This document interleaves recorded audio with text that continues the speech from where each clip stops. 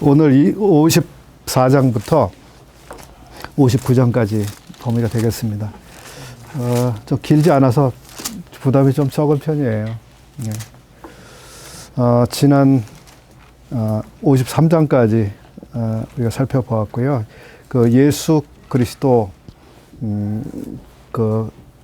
여기 주목을 해서 예수님은 여호와의 제자로서 그 말씀을 어떻게 배워서 그대로 순종하셨는지 이런 부분도 생각을 했었고, 또 예수님은 또 그 의로운 통치자이시다 하는 부분도 살펴봤고요. 여러 부분을 살펴봤습니다. 오늘은 이제 54장부터인데 54장 안에는 이런 제목의 한 단락이 있습니다. 뭐냐 하면 회복된 아내의 노래, 이렇게 제목을 붙일 만한 구절들이 있어요. 좀 이따 살펴보고요. 그 1절부터 3절까지 우선 한번 읽어보겠습니다. 목소리가 낭낭하신, 예. 현숙 자매님, 목소리가 가장 여기서 힘이 좋으실 것 같습니다. 잘 선명하게 들릴 것 같습니다. 예. 잉태하지 못하며 출산하지 못한 너는 노래할지어다. 상고를 겪지 못한 너는 외쳐 노래할지어다. 이는 홀로 된 여인의 자식이 남편 있는 자의 자식보다 많으니라. 여호와께서 말씀하셨느니라.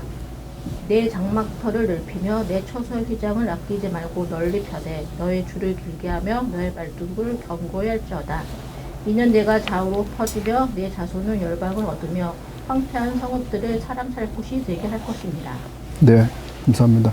요 단락은 갈라디아서 4장 27절에서 인용이 됐었는데요. 갈라디아서 4장 27절도 한번 가보겠습니다. 예. 거기는 우리 김선재 자매님 한번 읽어주시겠습니까? 네. 예. 갈라디아서 4장 27절.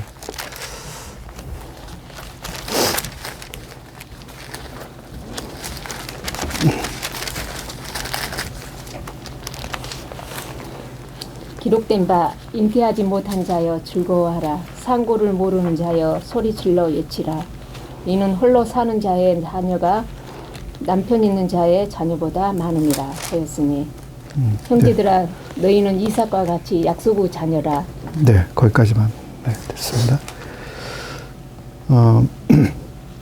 사도 바울이 쓴 갈라디아서 이 본문은 이제 땅에 있는 예루살렘 그리고 위에 있는 예루살렘, 이걸 대조하고 있습니다. 그래서 그 땅에서는 혈통적으로 유대인들이 그 예루살렘에서 살았고, 그것이 땅에 있는 예루살렘인데 이 믿은 사람들, 예수님을 믿은 사람들이 속해 있는 그 영적인 도시는 위에 있는 예루살렘인데, 그곳은 그 지리적으로 그 팔레스타인 지역에 있는 그 예루살렘이 아니라 위에 있는, 즉 하늘에 있는 예루살렘이다 하는 것을, 그러니까 교회의 성격을 이야기해 주고 있습니다.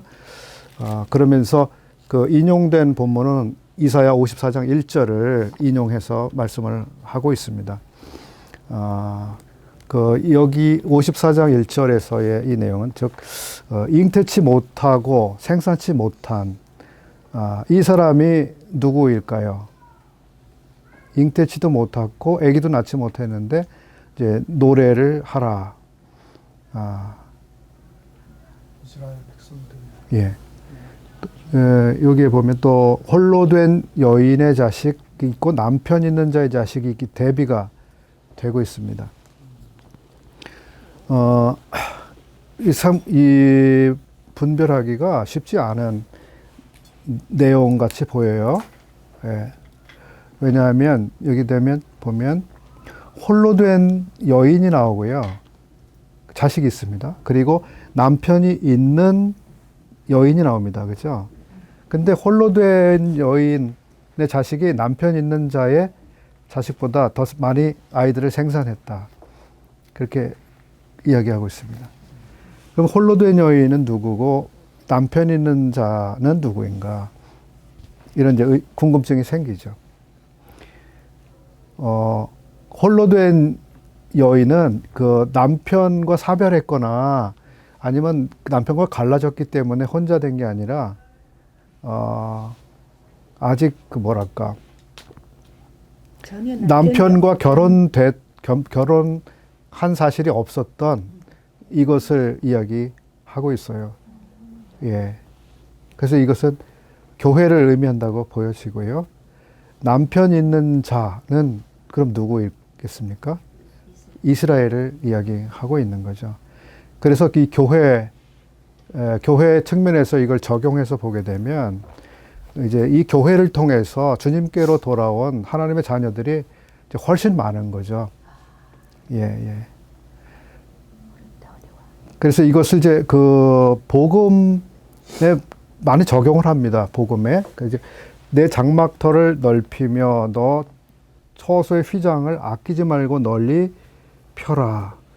이런 이제 이 2절 9절을 이제 우리가 복음 사역에 많이 그 적용을 해서 이야기합니다. 예. 사실 이스라엘은 경계가 정해져 있잖아요. 지역적으로도 경계가 정해져 있었고 혈통적으로 그렇고.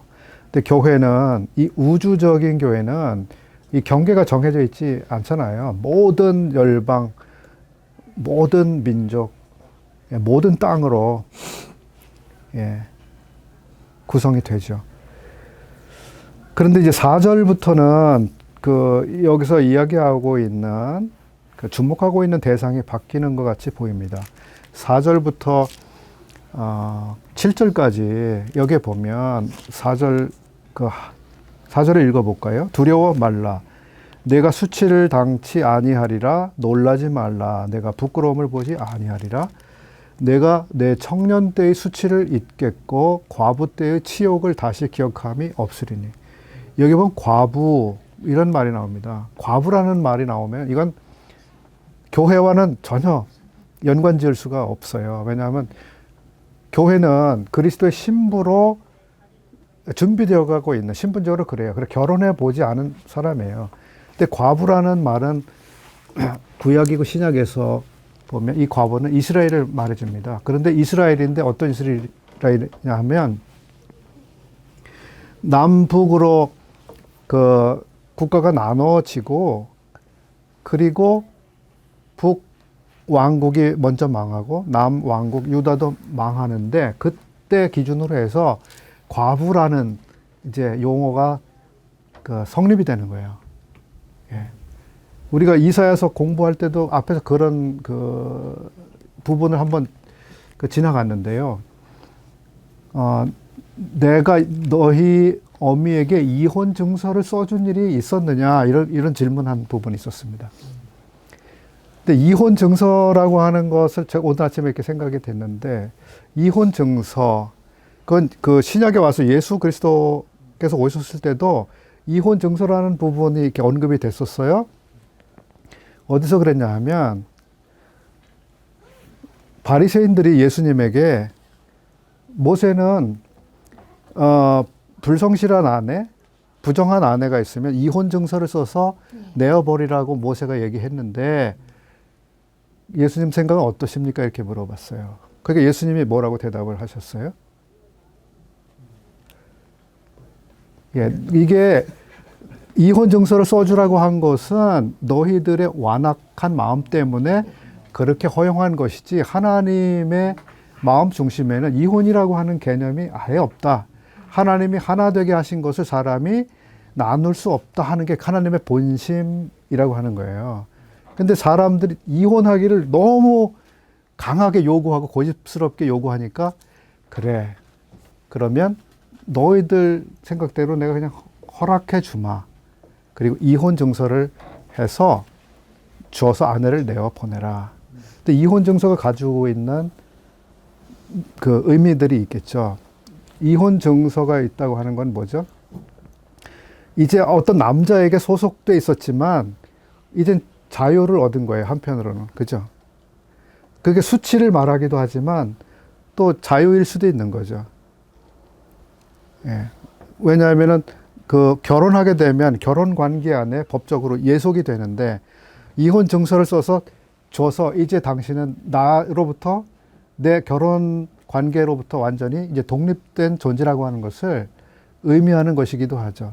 근데 한편으로 그게 또 반대로 보자면 이제 남편의 보호와 뭐랄까 모든 필요를 남편이 채워주는 그러한 관계가 있었는데 더 이상 그걸 의존할 수 없게 된 어려운 처지를 말하기도 하는 거죠. 이 두 측면이 있는데 어쨌든 예수님께서는 그 이혼 증서라고 하는 것이 불가피하게 하나님은 그렇게 하실 마음이 아예 없는데 인간들이 계속 집요하게 그걸 요구하기 때문에 허락한 것일 뿐이다.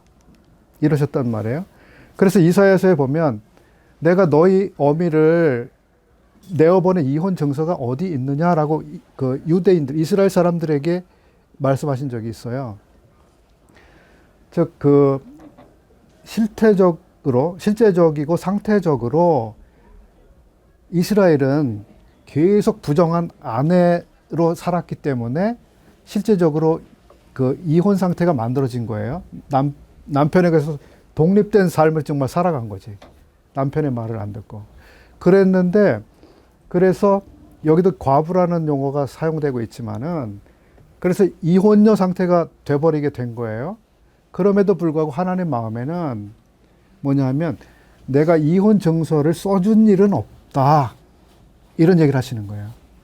즉, 한 번 이스라엘을 아내로 그 선택해서 그렇게 지내온 것에 대해서 근본적인 부정은 내가 하지 않는다. 그래서 결혼 관계가 다시 회복이 되는 이야기가 지금 이제 그 54장에서도 보는 거죠.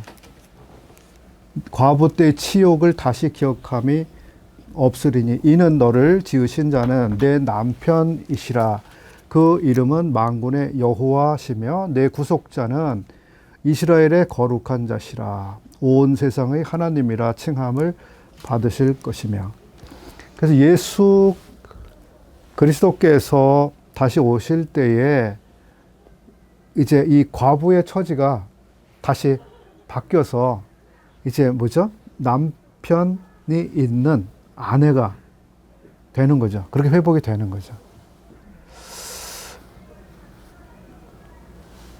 그러니까 그 부끄러움이 없어지는 거예요. 남편이 없는 상태에서 다시 남편의 보호와 뭔가 관심과 사랑 안에 다시 회복이 되는 거니까요. 6절을 보실까요? 여호와께서 너를 부르시되 마치 버림을 입어 마음에 근심하는 아내 곧 소시 아내 되었다가 버림을 입은 자에게 함같이 하실 것임이니라. 내 여호와의 말씀이니라. 내가 잠시 너를 버렸으나 큰 긍휼로 너를 모을 것이요.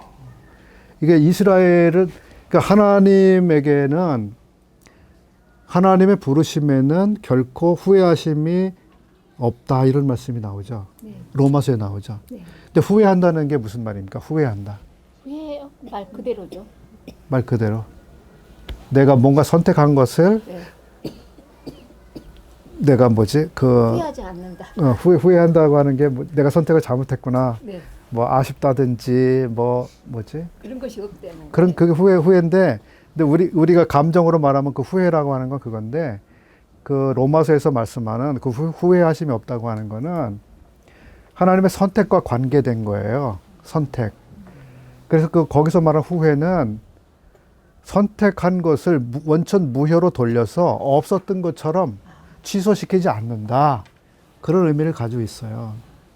그래서 이스라엘을 하나님이 아브라함을 선택하심으로써 처음 선택을 하시게 된 거잖아요.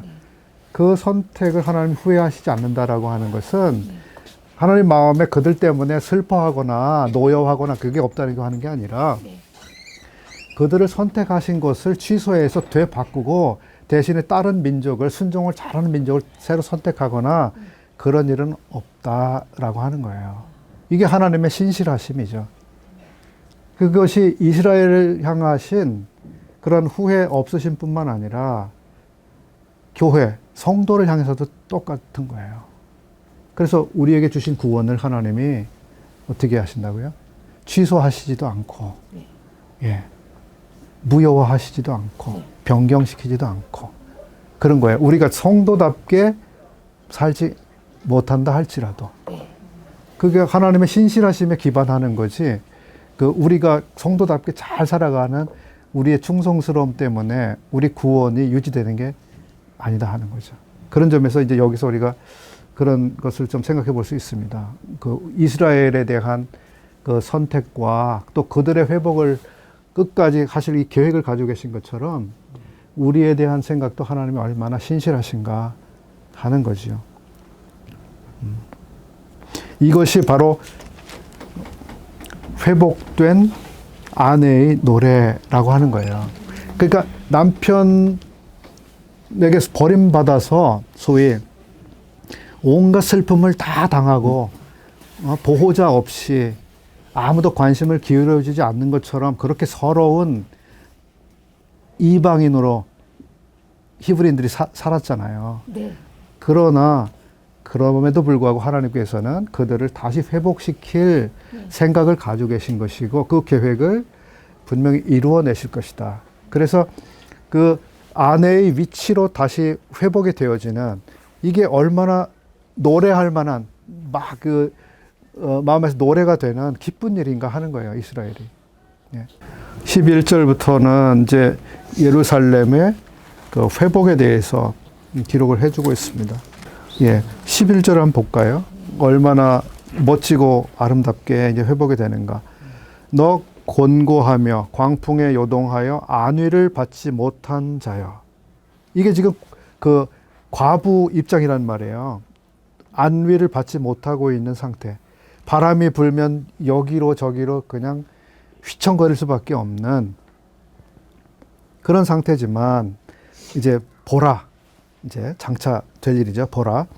내가 화려한 채색으로 내 돌 사이에 더하며 청옥으로 내 기초를 쌓으며 홍보석으로 내 섭을 지으며 석류석으로 내 성문을 만들고 내 지경을 다 보석으로 꾸밀 것이며 내 모든 자녀는 여호와의 교훈을 받을 것이니 내 자녀는 크게 평강할 것이며.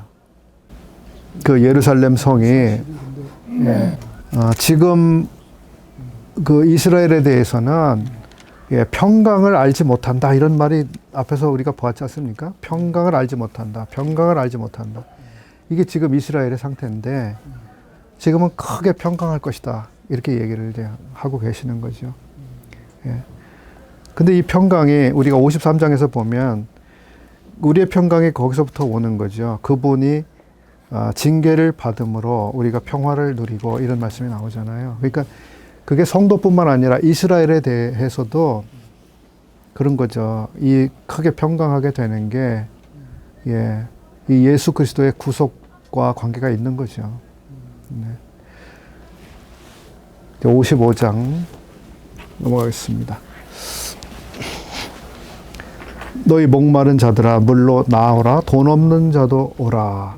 너희는 와서 사 먹되 돈 없이 값없이 와서 포도주와 젖을 사라. 너희가 어찌하여 양식 아닌 것을 위하여 은을 달아주며 배부르게 못할 것을 위하여 수고하느냐. 근데 1절 이 내용은 아주 익숙하시지 않습니까? 예, 누구든지 와라. 예. 예수님이 예, 맞습니다. 예, 누구든지 와라. 누구든지 예. 나에게 와라. 네. 짐을 가볍게 예. 해주리라. 예. 돈 없는 자도 오라. 네. 근데 돈이 없는데 와서 사 먹으라 또, 예? 돈 없는 자도 오라 그랬는데 와서 사 먹으라고 하신단 말이에요? 이거 좀 이상하지 않습니까? 그러니까요. 아니, 돈이 없는데 가가지고 어떻게 살 수 있을까? 좀, 예? 외상. 외상으로. 예. 예. 그 문자만 보면 이게. 기쁨일걸? 예.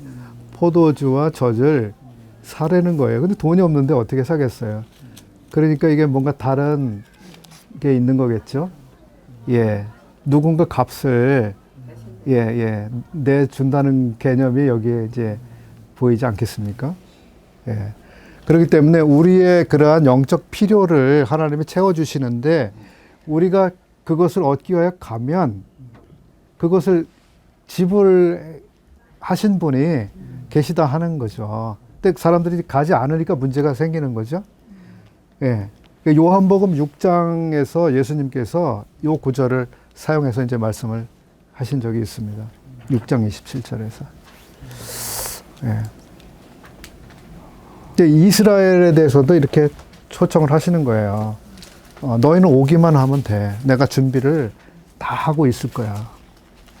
예. 3절. 너희는 귀를 기울이고 내게 나와 들으라. 그리하면 너희 영혼이 살리라. 내가 너희에게 영원한 언약을 세우리니 곧 다윗에게 허락한 확실한 은혜니라.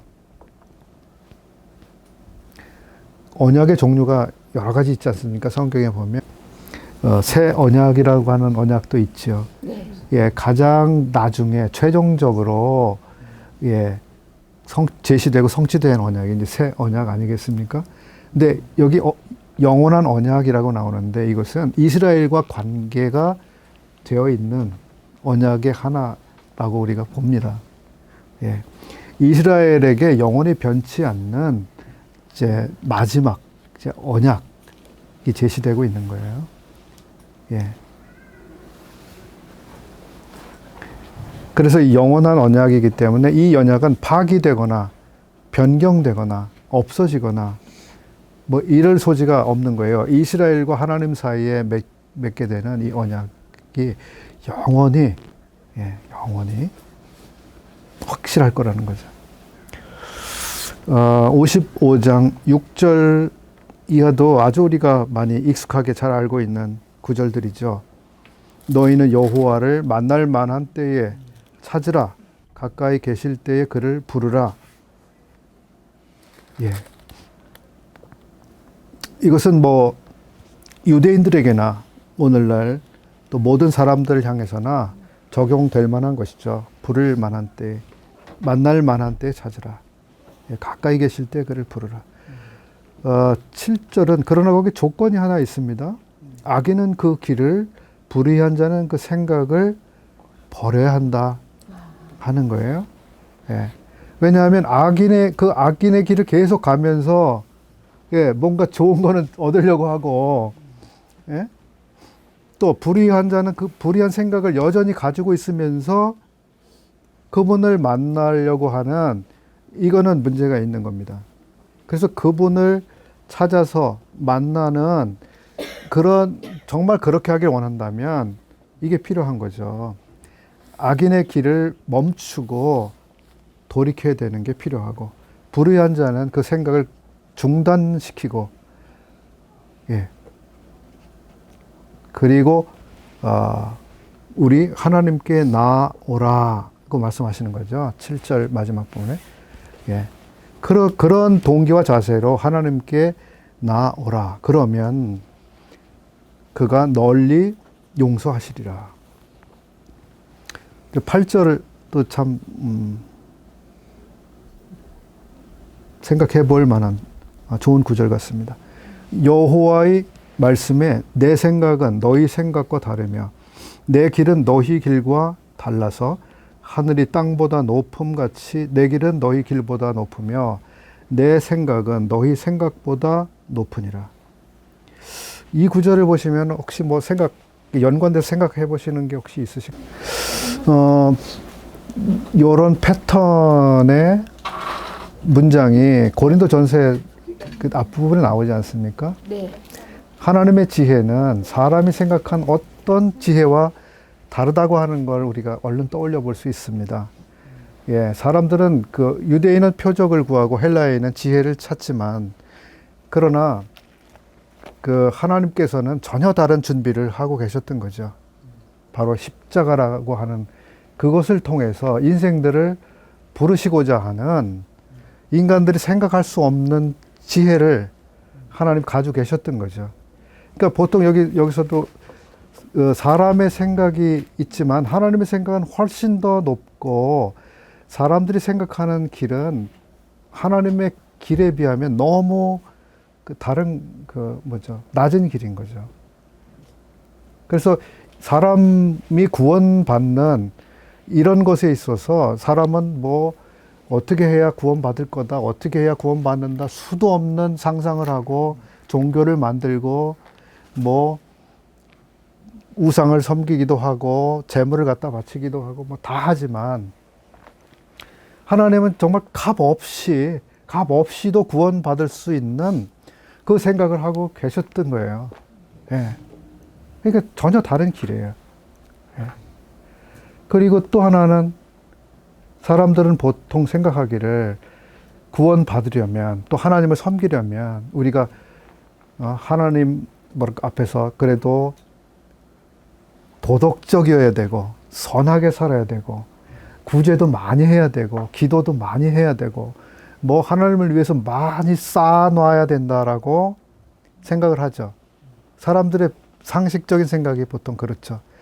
내가 하나님 어떤 신을 위해서 많은 걸 해야만 그 신이 나를 돌아볼 거다. 그런 생각을 한단 말이에요. 이게 사람의 생각이죠. 예. 그래서 강도질이나 하고 도적질이나 하고 인생 아주 그냥 뭐랄까 밑바닥에서 살면서 거칠게 살고 이런 사람들은 쟤는 구원 못 받아. 사람 생각이 보통 그렇잖아요. 근데 예수님 오셨을 때 어땠습니까? 쟤 구원 못 받아 라고 생각한 사람들이 구원 받는 거예요. 그게 사람 생각과 다른 거죠. 또 우리 자신도 그럴 수가 있지 않습니까? 나는 지은 죄가 너무 많아서 구원 못 받을 거야. 나 같은 사람이 어떻게 구원 받아? 이게 사람 생각이잖아요. 근데 하나님 생각은 높은 거예요. 그래도 너도 구원 받을 수 있어. 너도 구원 받을 수 있어. 그러니까 하나님 생각과 내 생각이 다른 게 전 얼마나 좋은지 모르겠어요. 얼마나 좋은지 모르겠어요. 예. 저처럼 생각을 해보세요. 하나님께서. 저 사람 나한테 악하게 굴었지? 그래, 좋아. 이렇게 생각을 해보세요. 예. 그러니까 하나님의 길이 높으신 게 얼마나 좋은지 모르겠습니다. 그래서 우리가 정말 불의한 생각을 버리고 악한 길을 돌이켜서 그분에게로 간다면 하나님이 준비하신 좋은 것을 다 우리에게 주시는 그 하나님이신데 얼마나 좋습니까? 예.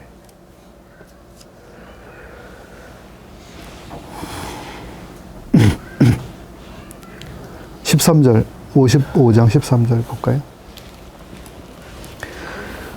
이렇게 해서 이제 그 하나님께서 준비하신 은혜, 아주 풍성한 그리고 아주 복된 이러한 것들을 받게 되는 그 이러한 정말 은혜의 때죠. 은혜의 때. 이때는 13절 잣나무는 가시나무를 대신하여 나며 화석류는 진려를 대신하여 날 것이라. 제가 개역 한글 성경을 보고 있어서 개역 개정 성경은 단어가 다른 것이 사용됐을 겁니다. 찔레. 예. 가시나무, 찔레 뭐 이런 거잖아요. 근데 이게 무엇입니까? 가시나무, 찔레가 도대체 뭡니까? 아프게 하잖아요. 아프게 하죠. 예수님도 찔렀으니까. 네. 근데 이 가시나무, 엉겅퀴, 찔레 이런 게 존재한다고 하는 게 무엇을 말하면 뭐예요? 창세기에서 보면 창세기 2장에서 보면 예, 그거는 저주를 말하는 거잖아요. 저주예요. 하나님이 처음에 창조했을 때에 선하신 하나님께 정말 보시기에 좋았더라라고 하는 것과 완전히 반대가 되는 일들이 벌어진 그걸 말해주는 거잖아요. 저주. 그래서 여기서 우리가 보는 것처럼 가시나무를 뭐가 대신하죠? 가시나무를 잣나무가 대신하죠. 네. 예. 그리고 화석류 나무가 무엇을 대신하나요? 찔레. 네, 찔레를 대신합니다. 근데 가시나무나 찔레는 네. 도대체 용도가 뭐예요? 쓸데가 없어요. 예, 쓸데가 없죠. 쓸데가 없습니다. 쓸데가 없는 거죠. 그런데 이제 잣나무, 화석류 나무, 이게 그걸 대신하는 거예요. 즉, 저주스러워서 도대체 우리가 좋아할 만한 그 결과를 아무것도 가져오지 못하는 그러한 상태에서 정말 쓸만한 것들을 생산하는 좋은 나무들이 이제 대체되는 거죠.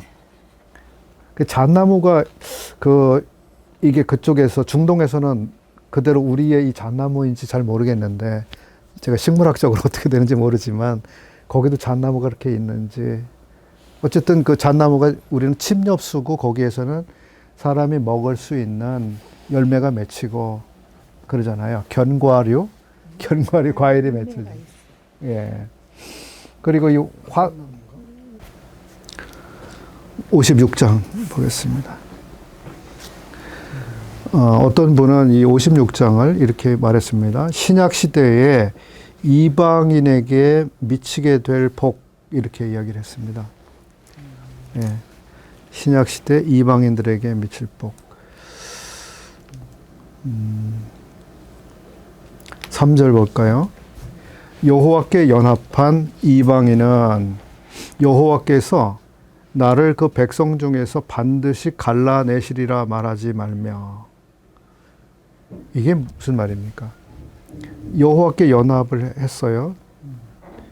그랬는데 그 사람 마음에 나는 유대인이 아니니까 하나님이 언젠가 그 이방인인 나를 떼어내서 버리시거나 차별하실 거야. 그런 생각을 하지 말아라. 이런 의미 아니겠습니까? 또 고자도 여러분 성경에 고자라고 되어 있나요? 고자도 나는 마른 나무라 말하지 말라. 이게 뭐예요? 생산성이 없는 거잖아요. 자손을 번식할 수 없는 무능력한. 근데 그렇지 않다 하는 거죠. 어떤 이방인 중에 예수님을 믿은 즉 성도도 아무것도 생산하지 못하는 생산 무능력자가 아니다. 뭐예요? 우리가 무언가를 생산할 수 있는 존재라고 하는 거를 부인하면 안 된다 하는 거잖아요. 그러니까 우리가 생산해야죠. 예. 우리가 복음을 전하면, 예수님을 전하면 하나님이 그걸 통해서 뭔가를 산출하시는 그 일을 하시는 거예요. 나는 그런 걸 못해. 나는 아무 전도도 못하고 전도해도 하나님 나를 안 쓰실 거야. 예를 들어서. 이런 생각을 해서는 안 된다 하는 거죠. 하나님 누굴 통해서든 구원받았다면 생산해내실 수 있다. 이런 말씀 아니겠습니까? 예. 그러니까 예전엔 교회 목사님들, 그 다음에 전도사님들, 이런 분들 아니면, 복음을 전하면 안 되지. 가끔 그런 분들도 있어요. 제가 만난 사람들 중에. 제가 어떻게 복음을 전해요? 목사도 아니고, 나 전도사도 아닌데, 무슨 제가 복음을 전해요? 그런 사람 있어요. 예. 근데 그런 생각하면 안 됩니다. 예.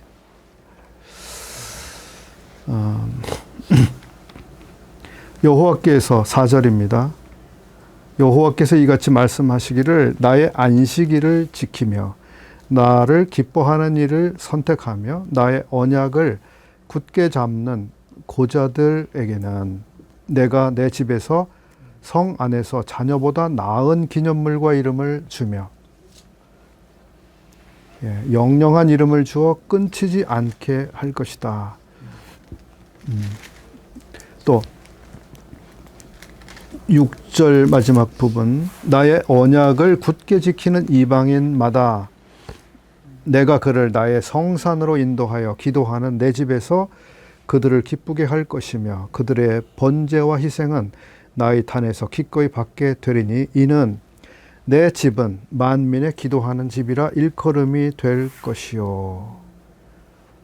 또 유명한 구절 나오죠. 내 집은 만민의 기도하는 집. 그 어디에 나오는 겁니까? 어디에 나오는 말씀이죠? 예수님께서 초림하셨을 때에 그 성전에서 성전을 더럽히는 소위 장사를 하고 이익을 위해서 뭐 아주 뭐 마다하지 않는 그 모든 것들을 하는 사람들 보면서 분노를 일으키셨는데 유대인들은 특별히 그 당시에 제사장이나 그 종교 권력자들은 그 성전이 자기들 것이라고만 생각한 거죠. 이건 모세를 통해서 우리 유대인들에게 준 것이다 라는 생각이 강했을 거예요. 아, 이건 유대인들 거야. 아, 우리 그 선택받은 민족이고 우리 민족에게 주신 특별한 장소야 라고 그들이 생각을 했죠. 그러면서도 말은 그렇게 하면서도 성전답게 그렇게 하질 않았죠. 근데 예수님이 그 집을 보셨을 때는 그 유대인들만을 위한 공간이 아닌 것으로 보신 거예요. 만민이, 이게 뭐예요? 모든 민족들 중에서 거기에 기도하러 오게 될 그 하나님의 비전, 미래에 성취하실 그 사실을 예수님은 보고 계셨어요. 그래서 거기를 만민의 기도하는 집이라 이렇게 말씀하셨단 말이에요. 근데 그게 이사야서에서 이게 먼저 제시가 됐던 거예요. 만민의 기도하는 집. 그래서 지금 우리가 읽고 있는 본문이 뭡니까? 모든 이방인 중에서도 하나님께로 나와서 하나님께 연합이 된 그 사람들은 누구든지 뭐 이방인이 뭐 얼만큼 그 예루살렘에서 멀리 떨어져 있든지 간에 거기에 가면 거기서 하나님 앞에 나가서 기도할 수 있는 이렇게 된 거죠.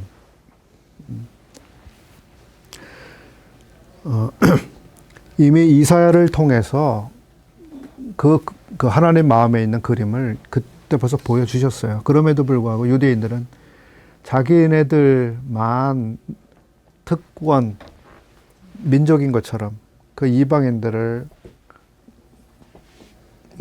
가까이 유대인들하고 같이 식사만 해도 처벌 대상이죠. 그렇게 했죠, 자기들이. 네. 근데 하나님 생각은 아예 이때부터 달랐던 거예요.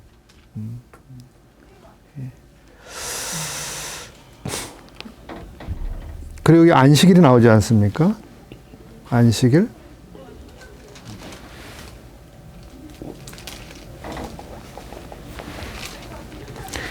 6절 중간에 나오나요? 나의 종이 되며 안식일을 지켜 더럽히지 아니하며 나의 언약을 굳게 지키는 이방인마다. 그러면 지금 이방인 대상으로 쓰여지는 말 같은데 안식일을 지켜야 되는 것처럼 지금 표현되어 있단 말이에요. 아, 이방인이지만 안식일을 지켜야 돼? 이런 의미처럼 보여진단 말이에요. 그 사도시대에 보면 예수님 믿었지만 유대인들처럼 이방인도 안식일 지켜야 됩니다. 할례를 받아야 됩니다. 그 주장이 계속 있었단 말이에요. 초대교회 때. 그것 때문에 굉장히 이제 혼동을 일으키고 그게 복음과 율법이 짬뽕이 돼가지고 뭐 그렇게 됐었는데요. 이 구절도 그런 뭐랄까 혼동을 좀 줄 수 있는 그런 면이 있죠. 이방인인데 하나님께로 연합이 됐는데 근데 언약 안식일을 지킨다 이렇게 되어 있습니다. 근데 이제 혼동을 일으킬 수 있는 부분인데 이제 안식일을 지킨다고 하는 것을 예수님이 오셨을 때부터 그걸 가르치셨습니다. 유대인들은 문자적으로 안식일을 준수하는 거, 즉 그들의 마음의 중심에는 안식일을 하나도 안 지키고 있었어요. 근데 행위로는 지키고 있었단 말이에요. 즉 그 달력 봐가지고 안식일이 내일이구나. 그럼 이제 오늘 저녁부터는 요거 하면 안 돼 하고 딱 이렇게 해놓고 자기들도 안 하고 다른 사람이 하면은 막 야단치고 뭐 했단 말이에요. 몇 미터 오리만 얼마? 200m인가요? 2km 이상은 걸어가도 안 되고 뭐 물건을 등에다 지고 다녀도 안 되고 뭐 아주 상세하게 안식일을 지켜야 될 거를 요구했어요. 그렇게 철저히 지킨다고 하는 사람들이었는데 예수님이 그들을 보셨을 때는 너희들은 지금 안식일 안 지키고 있어 이랬단 말이에요. 그러니까 화가 나지 않겠습니까? 유대인들 입장에서는 철저히 자기들은 지키고 있는데 너희들 지금 안식일 안 지키고 있잖아 이랬단 말이에요. 그럼 예수님이 보셨을 때 안식일을 안 지키고 있다라고 하는 거는 그들이 그 안식일 날짜를 안 지켰다는 의미도 아니고 그들이 안식일에 뭔가를 해서는 안 되는 것들을 위반했다는 의미도 아니고 무엇이냐 하면 안식일을 주신 분의 의도와 마음과는 전혀 상관없이 행위는 하고 있지만 전혀 다른 동기나 목적을 가지고 지금 하고 있다는 거예요. 그러니까 안식일의 의미가 전혀 없는 그냥 준수만 남아 있었던 거거든요. 근데 안식일을 주신 의도가 뭐예요? 하나님이 주실 안식을 우리로 하여금 사모하게 하는 거고, 그리고 실제로 사람들이 한 주간 동안 수고한 것에 대해서 그날만큼은 정말 안식을 주시려고 하시는 하나님의 마음. 인생들은 정말 안식을 필요로 하는구나. 안식을 해야지. 이런 거잖아요. 근데 사람들은 그런 하나님의 마음을 떠나서 그냥 행위로는 이거 하면 안 되고 이거 하면 안 되고 이거 하면 안 되고 안 하고 다 했지만 사실은 그들은 그러나 정말 안식을 주려고 하신 하나님의 마음을 이해했다면 뭔가 하지 말아야 되는 것을 하지 않았을 것이고 해야 되는 걸 했을 것이다. 뒤에 보면 또 금식에 대해서도 또 언급이 있어요. 금식. 그들이 금식을 열심히 하고 철저히 하려고 했는데, 그리고 자주 했는데, 금식을 한 태도가 완전히 다른 데 있었다는 것을 지적을 하셨어요. 이사야서도 보면. 금식을 하면서도 뭐죠? 싸우고, 다투고, 남의 걸 뺏고, 남을 괴롭히고, 정말 자매님 말씀하신 것처럼. 그건 아무 금식의 의미가 없다. 이렇게 지적을 하셨단 말이에요. 근데 안식일도 마찬가지입니다. 그들이 실제로 달력을 보면서 이번에 몇 번째 날이니까 이제 안식일이야 지켜야 돼 하고 했지만 어떤 사람이 뭐죠? 그 양이 구덩이에 빠졌잖아요. 그럼 양을 건져야 되느냐 놔둬야 되느냐 그런 문제가 있었잖아요. 네. 근데 유대인들은 안식일이기 때문에 양이 빠져서 허우적거리고 지금 죽어가는데 안식일이니까 절대 건들면 안 돼. 놔둬야 돼 이랬단 말이에요. 네. 자, 이게 정말 그 안식일에 하나님 주신 그 안식일을 주신 의도에 부합하느냐, 아니면 그 허우적거려서 애타게 누군가의 구조를 기다리는 그 양을 건져내는 게 안식일의 정신에 맞느냐, 그렇게 질문하셨잖아요. 근데 유대인들은 그거 건져주면 안 됩니다. 설령 양이 죽어가고 발버둥쳐서 죽더라도 그냥 내버려둬야 된다. 안식일이니까. 이렇게 생각했는데 그거는 잘못됐다라고 가르치신 거죠. 자기 안식에는 중요할 수 있지만 양은 지금 죽어서 사망으로 가고 있는데 안 건져주면 이제 이런 문제가 생기는 거예요. 그러니까 나는 안식하기 위해서 거기에 가담을 안 하려고 애를 쓰지만 저기 지금 죽어가고 있는 존재가 있어요. 생명을 잃어가는 존재. 그걸 뻔히 보고 내버려둬야 되느냐. 그런 문제죠. 근데 우리가 이제 이 말씀을 왜 드리냐 하면 우리가 이제 하나님의 말씀을 지키고 이런 그 삶에 있어서 표면적으로 우리가 이것을 하고 이것을 했기 때문에 하나님이 기뻐하실 거야. 내가 하나님을 위해서 이것도 하고 이것도 했기 때문에 나를 기뻐하실 거야. 이렇게 생각할 수가 있잖아요. 그러면서도 과연 이제 내가 이렇게 살아가고 있는 행위와 내 마음 중심이 정말 하나님의 그 면밀한 검사를 통과했을 때 정말 그래, 그 마음이 바로 내 마음이야. 네가 그렇게 하는 걸 내가 정말 원했었어. 그렇게 할 만한 것인지, 그런 평가를 받을 만한 것인지, 그런 거죠. 제가 예를 들어서 불우이웃돕기 성금을 거금을 쾌척을 했어요. 네. 그걸 할 때는 여러 가지 이유가 있을 수 있죠. 이걸 정말 어렵고 가난하고 한 끼 식사를 해결을 못하는 사람을 위해서 쓰여지면 좋겠다 하고 할 수도 있지만, 어떤 사람도 거금을 했다니까 나라고 안 하면 되겠어. 나도 좀 해야지. 이렇게 해서 할 수도 있단 말이에요. 예를 들어서. 네. 그러니까 다양한 동기에서 할 수가 있는 거예요. 선행을 하되 동기가 다를 수가 있는 거죠. 네. 우리가 주님을 섬기면서도 동기가 여러 가지가 있을 수 있는 거예요. 예를 들어 기도회를 하고 뭐 집회에 참석하고 뭘 해도 전도를 해도 동기가 각각 다를 수도 있는 거예요. 이건 자신만이 알 수 있는 거죠. 남을 뭐 말할 수 있는 건 아닙니다. 하나님은 알아요. 예. 그래서 이제 우리가 이 안식일에 대해서도 이제 이걸 통해서 우리가 배우는 거죠. 우리가 어떻게 주님을 섬기나, 어떤 마음으로 그걸 그렇게 하려고 하나. 어떤 사람, 뭐, 나는 이제 그 정기적으로 뭐 한 달에 몇 번 이렇게 헌금을 합니다. 뭐, 이제 이런 마음이 있을 수가 있잖아요. 근데, 남들도 하니까 나도 해야지. 저 사람도 이만큼 했다니까 나도 해야 되지 않을까. 뭐, 예를 들어서, 그렇게 한다든지, 여러 가지 뭐 동기가 있을 수도 있죠. 내가 안 하면 남들 나를 어떻게 보겠어. 뭐, 이라든지, 예를 들어서. 예. 그래서 우리의 신앙은 정말 하나님의 마음에 무엇을 기뻐하실까? 그걸 확인해 보면서 이제 가는 길이지, 사람을 이제 보는 길이 아닌 거죠.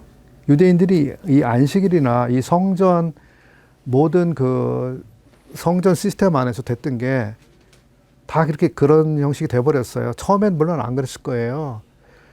그 구약 성경들을 보면 성전에 들어갈 때 얼마나 감격을 합니까? 거기서 찬송 드릴 때 얼마나 정말 기뻐하고 하나님을 높여요, 마음으로부터. 그게 100년, 200년 가면서 이제 그 외형만 남는 거죠. 물론 우리 그렇지 않을 겁니다. 왜냐하면 우리는 이제 새 언약을 통해서 우리를 때때로 깨우쳐 주시기 때문에 그렇게 되지는 않을 거예요. 뭐 바른 중심을 가지고 살아야죠. 근데 이제 그 자칫 잘못하면 또 타인에 대한 지나치게 뭐랄까 그 비판적인 시각으로 보고 이런 거는 그건 참 조심해야 되는 문제인 것 같고, 자기에 대해서는 철저하게 해야지만 또 타인에 대해서는 너그럽게 생각을 해서 뭔가 저 사람만의 어떤 사정이나 뭐 이런 게 있겠지 하고 이제 보는 관점도 중요한 것 같고, 어떤 분들은 이제 교회 지금 우리가 시대 안에서도 주일 성수 뭐 이런 말들을 쓰지 않았습니까? 주일을 거룩하게 지켜야 됩니다. 그 말 자체가 좋죠. 사실은 주일을 우리가 주님을 기억하고 또 믿는 사람이 같이 모여서 하는 게 얼마나 중요하고 좋습니까? 모일 때마다 하나님의 은혜를 주시니까 또 좋고, 그럼에도 불구하고 그거를 주일을 안 지키면 막 정죄를 한다든지, 네가 그러고도 그리스도이냐? 예를 들어서 이제 이런 식의 태도가 되면 어려워지죠. 어려워지는 거죠. 예. 주일과 안식이 다른 거는 뭐 형제 말씀을 이제 하신 것처럼, 주일은 주님의 부활을 우리 마음에 다시 한번 되새기고 또 믿는 사람들이 함께 그렇게 주님을 다시 기억하기 좋은 날이기 때문에, 예, 안식 후 첫날, 즉 주님 부활하신 날 믿는 사람들이 모이는 게 제일 좋죠. 사실은. 네. 예. 주님 기억하기 좋은 날, 주일. 네. 57장 넘어갈게요. 의인이 죽을지라도 마음에 두는 자가 없고 자비한 자들이 취하여감을 입을지라도 그 의인은 화액, 즉 환난이 임하기 전에 취하여감을 입은 것인 줄로 깨닫는 자가 없도다. 그는 평안에 들어갔나니. 이 본문 장례식에서 여러 번 제가 들었었습니다. 장례식 때 간혹 이렇게 인용되는 본문 중에 한 본문입니다. 의인이 죽고 또 자비한 자들이 취하여 간다, 이런 표현이 나옵니다. 이게 성도의 사망, 소천을 이제 의미한다고 이렇게 이해를 하죠. 그러면서 먼저 주님께로 가신 성도들 계신데, 그런 분들을 우리가 생각할 때 이제 이 구절들을 사용합니다만,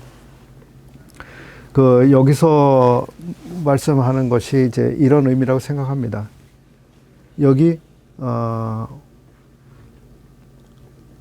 화액, 즉, 환난이 임하기 전에, 이런 말이 나옵니다. 예. 환난이 임하기 전에 취하여 감. 이런, 내용이 있습니다. 이것은 주님께서 심판을 집행하시는 그 날이 임하기 전에 의인들을 하나님께서 데려가시는 이런 의미로 우리가 읽을 수가 있어요. 즉 성도들은 그 주님께서 이 세상을 그 심판하시기 전에 데려가시는 이런 그림이 여기서도 이제 보여지는 거죠. 그래서 이스라엘 그 당시에 실제적으로 그랬는지는 모르겠습니다만 하나님께서 그 유다를 심판해서 수많은 사람들이 죽임을 당하고 또 굶주려 죽고 전쟁 때문에 죽고 또 포로돼서 가다가 죽고 포로로 끌려가는데 이제 언제 한번 말씀드리지 않았나 싶은데 심사를 하지 않습니까? 포로 심사를 해서 얘는 건강 상태가 안 좋아서 포로끼리 계속 걸어가야 되는데 얘는 중간에 못 갈 것 같아. 그러니까 얘는 아예 여기서 그냥 죽여 없애는 게 좋아 하고 처단하기도 하고 이 사람은 너무 늙었어. 그러니까 포로로서 그 바벨론 땅까지 가기 어려워. 그러니까 얘는 목을 쳐야 돼 해서 죽이고 이 사람은 임산부야. 애를 가진 사람이 어떻게 그 포로길을 가겠어. 애기 엄마는 이제 죽여야 돼. 중간 포로 분류소에서 많은 사람들이 죽여졌단 말이에요. 바벨론 때에. 이 말씀 제가 안 드렸었나요? 한번 예레미야 때 했나요? 한번 말씀을 드렸어요. 그러니까 포로가 이스라엘이 바벨론에 의해서 완전히 멸망당했을 때 수많은 사람들이 포로로 끌려가기 그 단계에서 라마라고 하는 지역이 있습니다.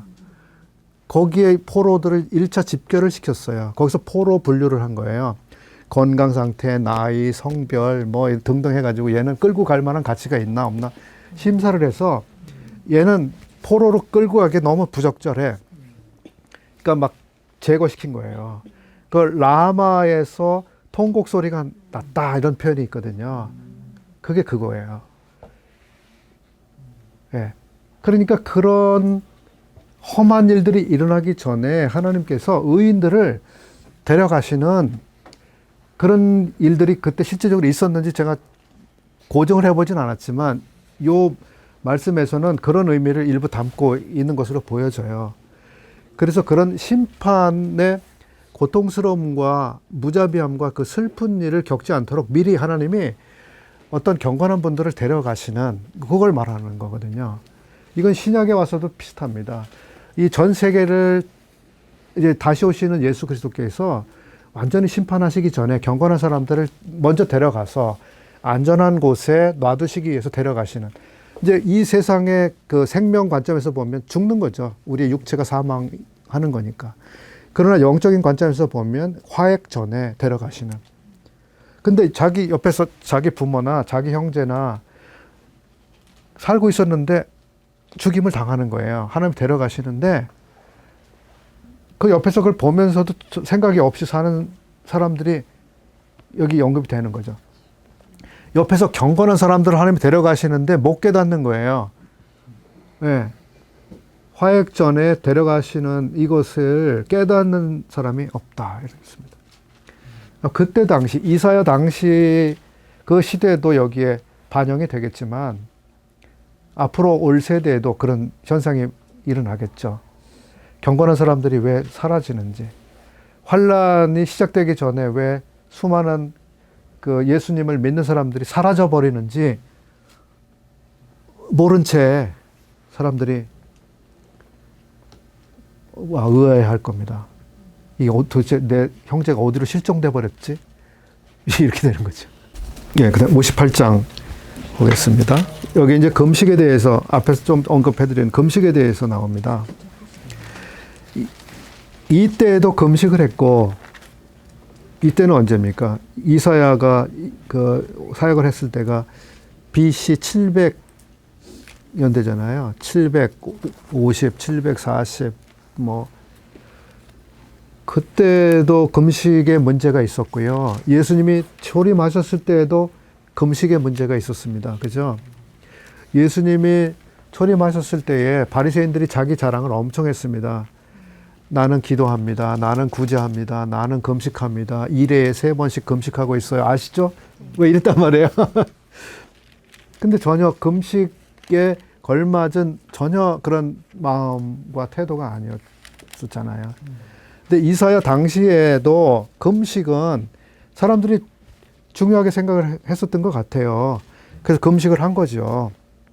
근데 금식을 하는 사람의 그 마음답게 금식을 하지 않은 거예요. 한번 읽어보겠습니다. 어디서 볼까요? 3절부터, 58장 3절부터,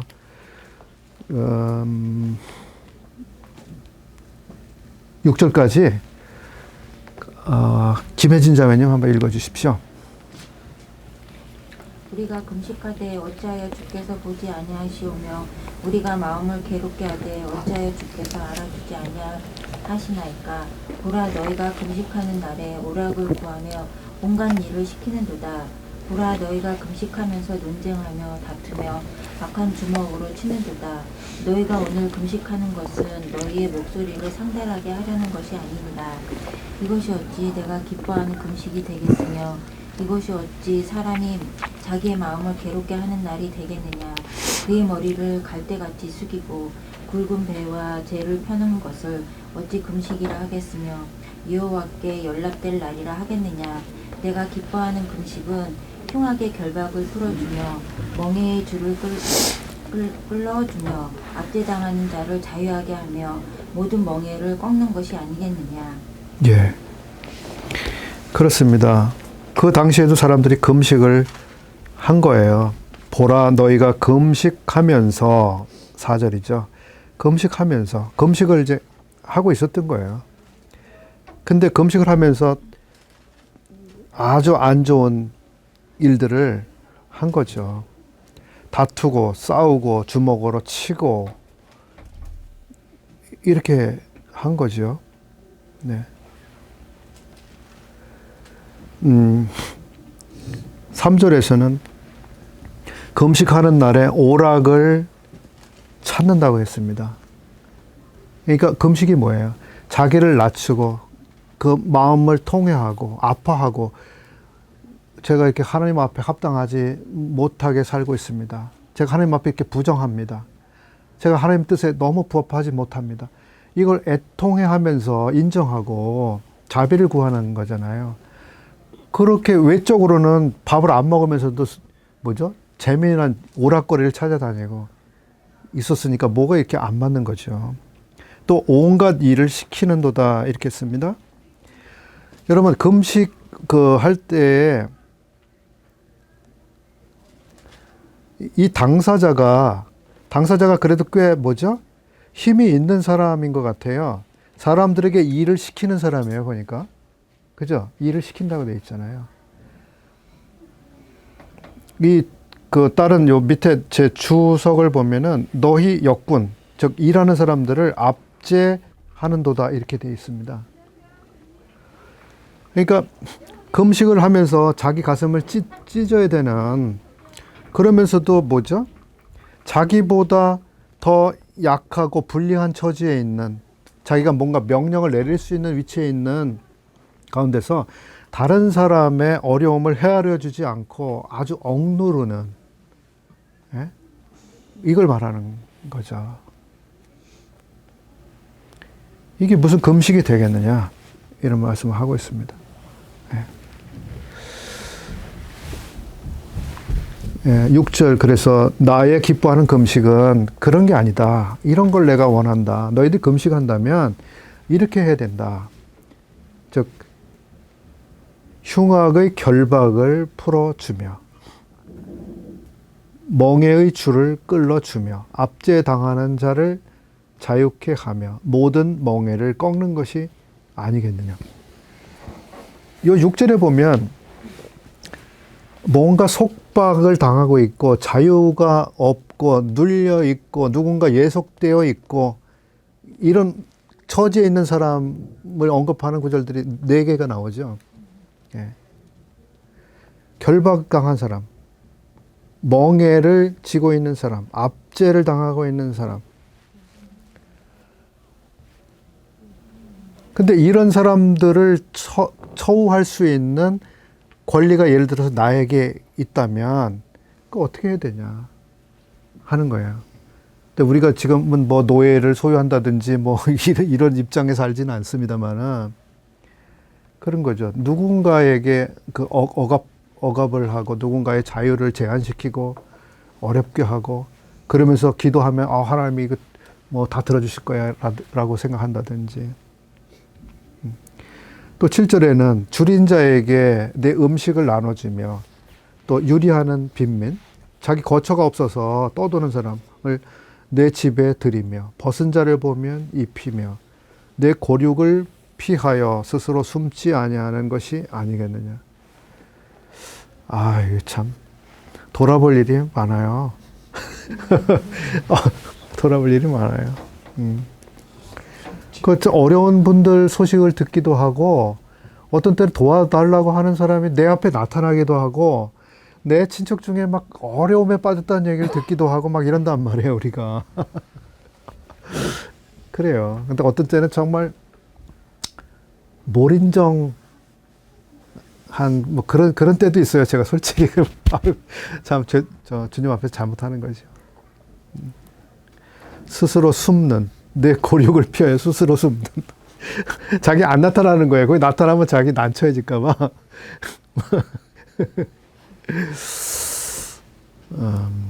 그렇게 하지 않으면 8절 보겠습니다.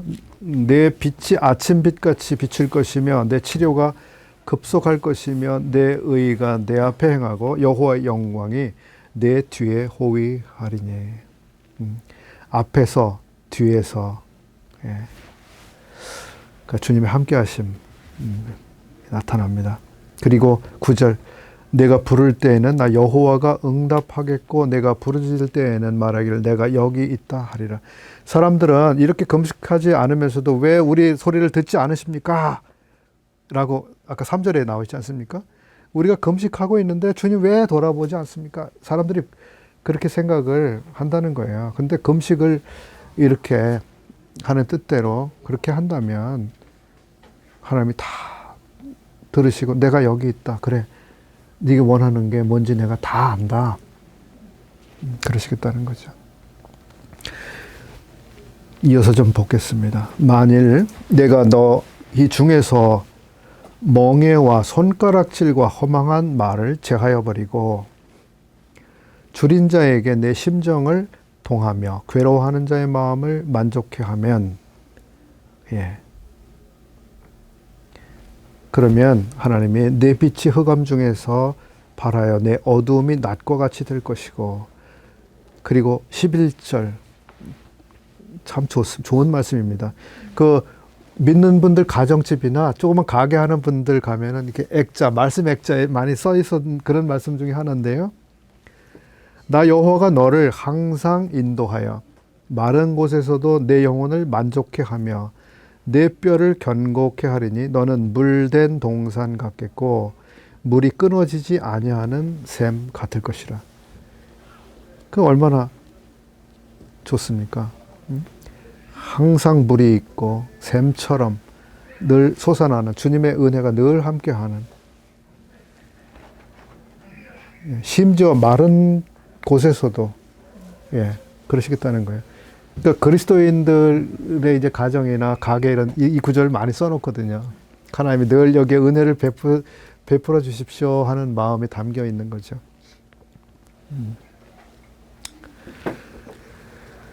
우리 모두가 이런 은혜를 다 받고 살면 좋겠습니다. 정말 물이 끊어지지 않는 그런 샘, 물된 동산처럼. 그리고 또 좋은 약속이 나오죠. 내게서 날 자들, 자녀들이죠. 자녀들이 오래 황폐된 곳들을 다시 세울 것이며 너는 역대에 파괴된 기초를 쌓으리니 너를 일컬어 무너진 데를 보수하는 자라 할 것이며 길을 수축하여 거할 곳이 되게 하는 자라 하리라.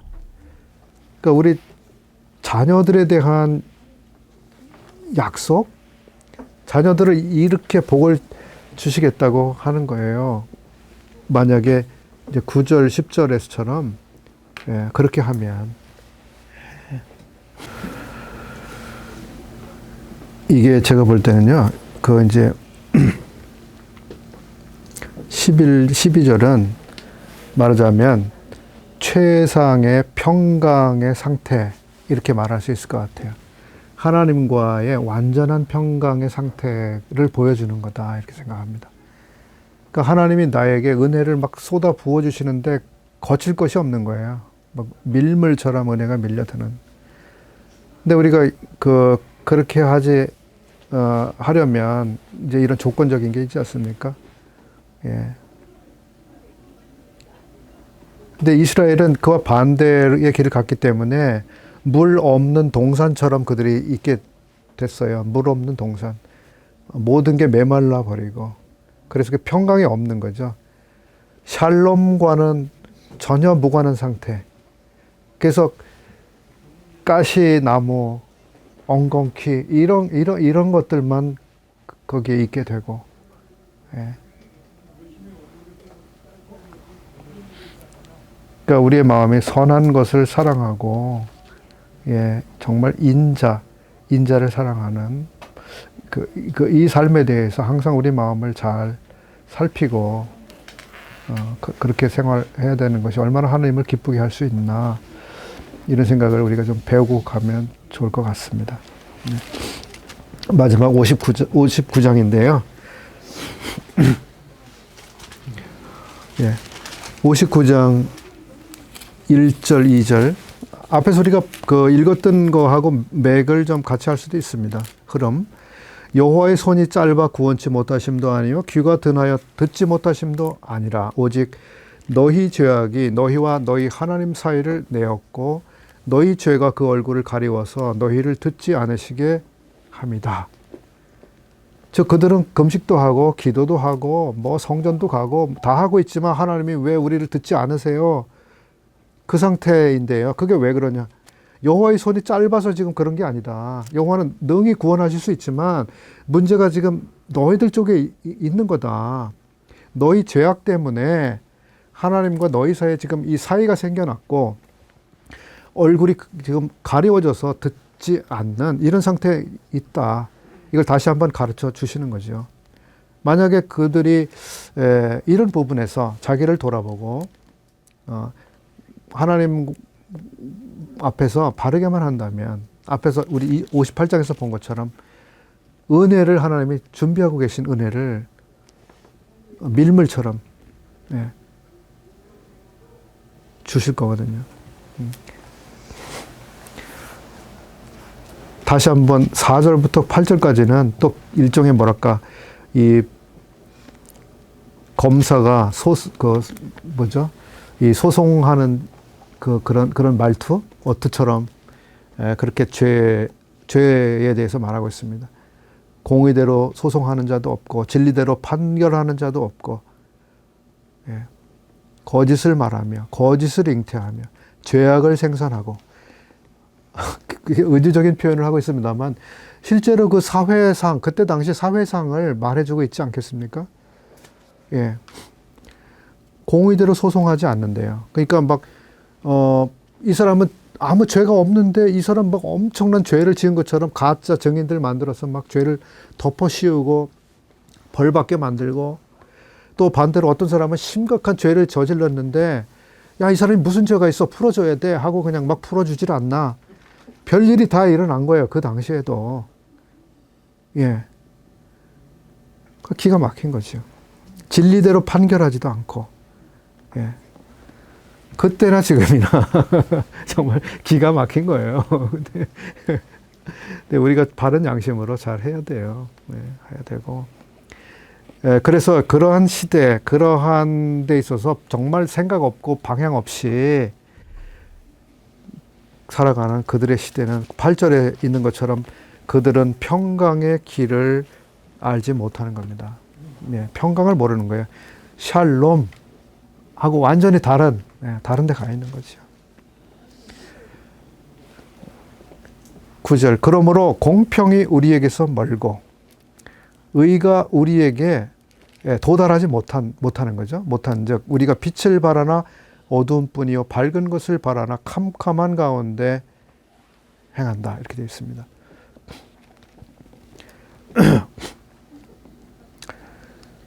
공평 11절 공평을 바라나 없고 구원을 바라나 우리에게서 멀도다. 이 이사야 당시에 남유다 그때가 아마 그 당시뿐만 아니라 그 후대에 이어질 것 일들을 예견하면서 지금 예언을 한 건데 그렇지 않습니까? 하나님 대신 우상을 섬기고 하나님의 집에 우상을 만들어 놓고 절하고 하나님을 섬기면 오히려 불이익을 당하고 우상을 섬기지 않으면 그 사회에서 뭔가 그 사람 대접을 받지 못하는 그런 사회가 되어버리고 가지고 있는 사람들은 착취하고 뺏고 힘 있는 자들은 억누르고 가두고 그런 시대에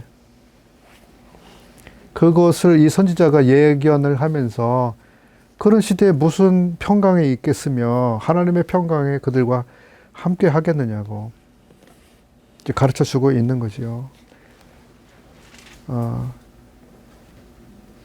근데 우리 16절부터 보시면 또 좋은 소식이 있습니다.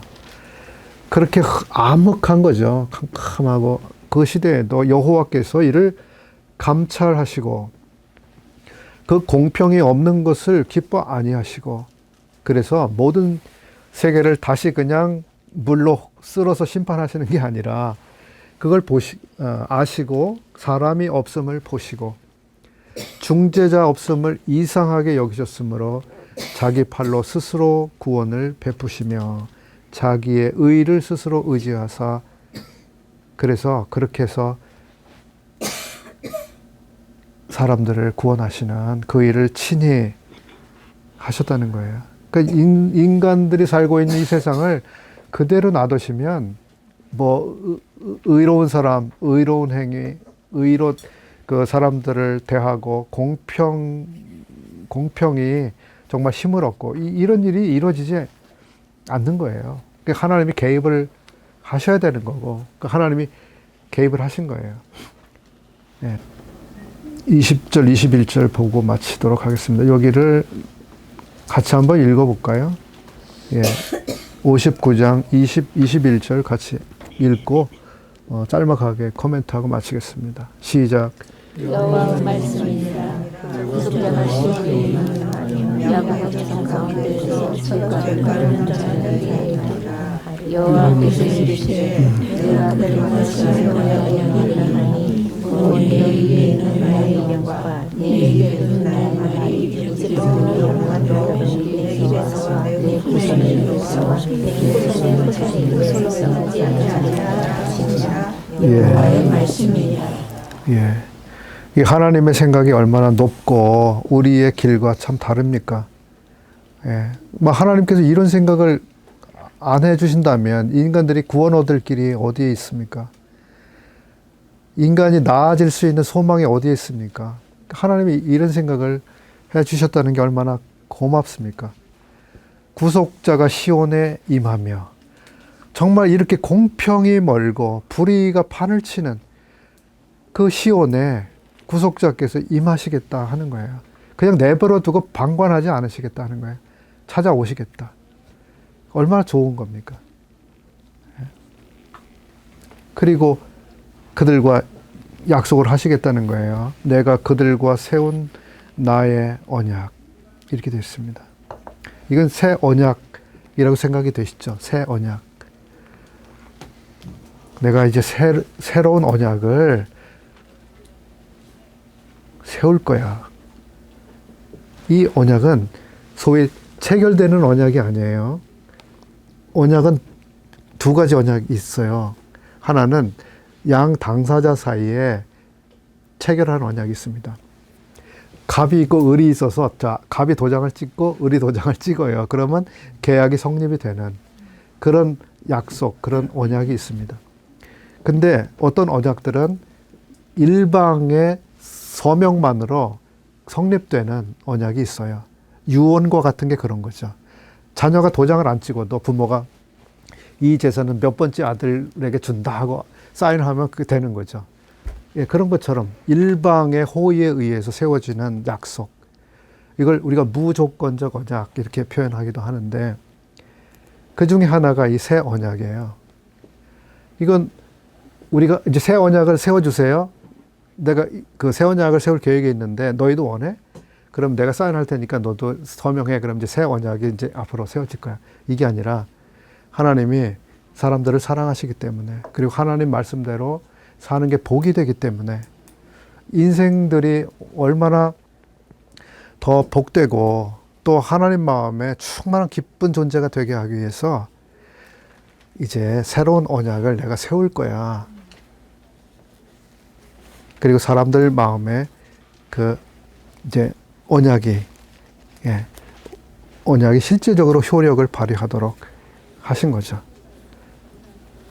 그 예수 그리스도를 우리가 믿게 될 때 우리 마음에 하나님 말씀을 심어 주시고 하나님을 사랑하고 하나님을 순종해서 살고자 하는 좋은 마음이 우리 마음에 있게 하시고, 때마다 하나님 말씀이 우리에게 생각나게 하시고, 그 새 언약 안에 포함된 좋은 게 굉장히 많은데 뭐 나중에 개인적으로 또 연구해 보세요. 이 새 언약이 얼마나 좋은 건지. 우리가 그러한 언약 아래 있고요. 이스라엘은 민족적으로 아직 새 언약의 혜택 아래에 들어와 있지는 않아요. 지금 우리들처럼 각 개인별로는 새 언약의 은혜를 누리지만, 이제 하나님이 가지고 계신 이 새 언약은 이스라엘을 향해서는 민족적, 국가적으로 적용될 미래가 남아있는 거예요. 예, 지금은 개인별로지만. 그러니까 이스라엘이 얼마나 완전하게 회복되고 얼마나 복된 존재가 될 것인지 그 하나님의 계획이 실현될 거거든요. 그게 이걸 너희가 받아들이면 그렇게 해줄 거야가 아니라 하나님이 약속하고 계획하신 대로 그렇게 실현해 나가실 거예요. 그러니까 이스라엘이 지금까지도 뭐 전쟁을 하고 하마스하고 전쟁을 하고 뭐 난리를 하지만 이스라엘은 좋아질 겁니다. 예, 복되게 될 거예요. 왜냐하면 그들이 잘하기 때문이 아니라 하나님이 그들을 사랑했기 때문이에요. 사랑했기 때문에, 그리고 선택했기 때문에. 그러니까 하나님의 사랑을 받는 존재가 된다는 게 얼마나 좋은 일이에요. 하나님이 나를 선택했다, 나를 사랑했다, 하나님이 나를 부르셨다. 이게 대단한 일인 거죠. 그러니까 하나님이 한번 선택하신 일에는 후회하심이 없다. 그러니까 우리를 선택하신 거에 있어서 하나님 절대 후회하시지 않습니다. 절대 바꾸거나 변경하거나 취소하거나 뭐 하나님 은혜나 복을 내가 이만큼 주려고 그랬는데 이만큼밖에 안 주겠다든지 이러시지 않아요. 하나님이 우리를 향해서 가지고 계셨던 완전한 계획을 이루어 가실 거거든요. 이게 얼마나 감사하고 좋은 겁니까? 그러니까 때때로 우리가 주님 앞에서 주님 기대에 내가 못 미치지 뭐 이럴 때도 있지만, 하나님의 마음은 우리의 마음과 다르셔서 우리를 끝까지 지키시고 또 신실하게 우리를 대하시고 우리를 옳은 길로 계속 인도해 가시고, 조금 구부러진 길을 갔다가도 거기 아니야, 일로 와, 또 다시 이렇게 바른 길로 우리를 돌이키시고 그런 일을 끝까지 해내실 겁니다.